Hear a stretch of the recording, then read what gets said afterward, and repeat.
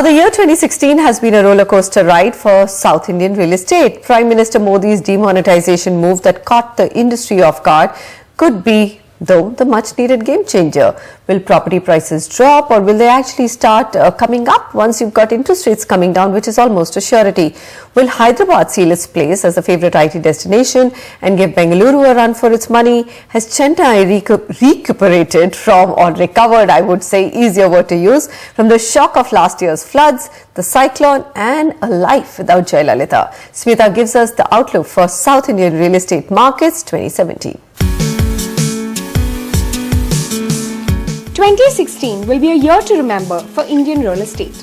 The passing of the Real Estate Regulatory Authority Bill, nod for GST, and a probable game change in real estate investment trusts has got everyone's hopes up.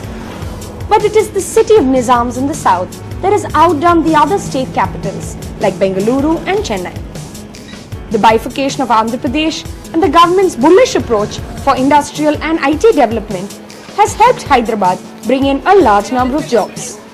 This in turn has given a great impetus to commercial and residential real estate.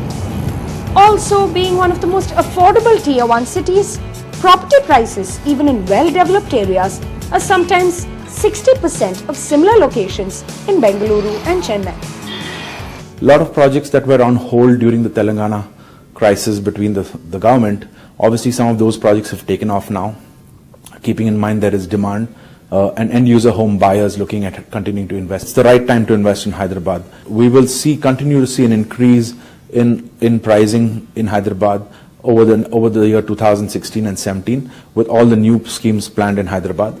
We for sure are pretty confident that the market will see an appreciation of over 10% year on year. The reigning king of real estate, Bengaluru, though retains its crown in 2016. It surmounted the uncertain demolition drives, the Kaveri crisis and a slowdown in home sales to still hold ground as a favourite commercial destination. Office absorptions were the highest here, as was the growth in rental yields. Demonetization may have frozen the growth graph in the luxury residential segment, but developers here are optimistic that India's Silicon Valley still has what it takes to emerge from the slowdown soon. Certain segment of developers will also have a wait and watch policy to launch new projects. But I think this is all part of the business cycle, and things will stabilize, are bound to stabilize in the next 6 to 12 weeks, in my opinion. And particularly post-budget, which is in 1st February, there will be a lot more clarity on various issues, the outcome of demonetization, the clarity on RERA, Real Estate Regulatory Bill, and also on the GST. All this will have a major positive impact in real estate and business in general in Indian market in the medium to long term. Coming to Chennai real estate, an 8% dip in sales, 36% drop in launches, and a long list of unfinished projects. Just when the sluggish industry was recuperating from the floods that ravaged the city, 2016 has ended with an uncertain government. Experts, however, expect the tide to change in another year.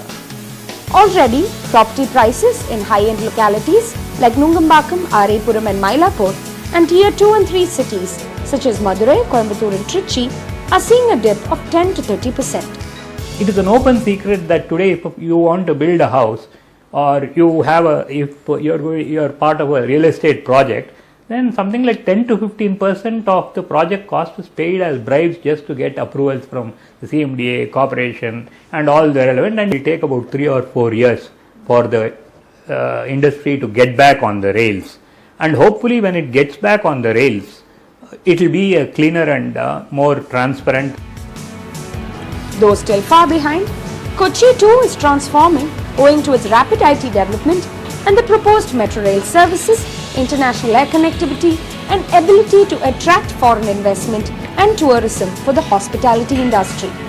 The city sure is moving up the charts. Close competition between Bengaluru and Hyderabad and a road to recovery for Chennai. With the Real Estate Regulatory Act coming in, experts are hoping that this new year could mean good times for South Indian real estate. With Stacey Pereira in Bengaluru and camera person Sukumaran in Chennai, Smita TK for NDT.